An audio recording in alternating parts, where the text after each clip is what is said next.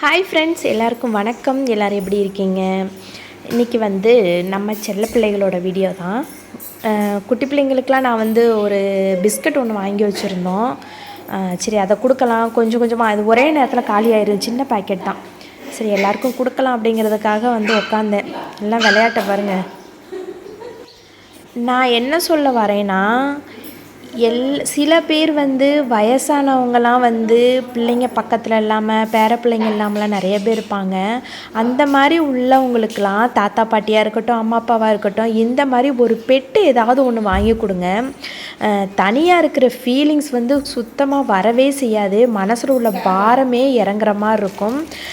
ரொம்ப சந்தோஷமாக இருக்கும். மனசு சரியில்லை, மனபாரமாக இருக்குது, மனசு சம்மந்தப்பட்ட அந்த பிரச்சனை இந்த பிரச்சனை எந்த பிரச்சனைகளாக இருக்கட்டுமே, இப்படி மட்டும் ஒரு பெட்டு, ஏதாவது ஒரு பெட்டு வாங்கி கொடுங்க. அதாவது கிளியாக இருக்கட்டும், கிளி வளர்க்கக்கூடாது இப்போது. இந்த மாதிரி பெட்டு, நாய், பூனை, இந்த மாதிரி ஏதாவது ஒன்று பிடிச்சது, அவங்க கூட பேசிட்டு பழகிட்டு விளாண்டுட்டு இருந்தோம் அப்படின்னா மனசில் உள்ள ஸ்ட்ரெஸ்ஸு எதுவாக இருந்தாலும் அப்படியே பறந்து போயிருங்க. நீங்கள் வேணால் ட்ரை பண்ணி பாருங்கள். சூப்பராக இருக்கும் லைஃபு.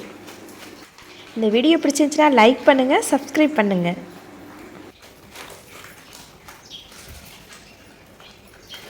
எந்த ஒரு எதிர்பார்ப்புமே இல்லாமல் நம்ம மேலே அளவு கடந்த அன்பு காட்டுற ஒரே ஜீவன் இந்த நாய்கள் மட்டும்தாங்க. நம்ம வளர்க்குற செல்ல பிராணிகள் மட்டும்தான்.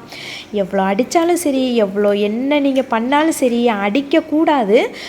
அப்படியே நீங்கள் தப்பி தர ஏதாவது சேட்டை பண்ண அடித்தாலும் சரி, நீங்கள் திரும்ப கூப்பிட்டா வால் ஆடிட்டு ஒரு செகண்டில் ஓடி நம்ம காலையே தான் சுற்றிட்டு வரும். இப்படிப்பட்ட ஒரு ஜீவன்கள் கிடைக்க நம்ம தான் கொடுத்து வச்சுருக்கணும்.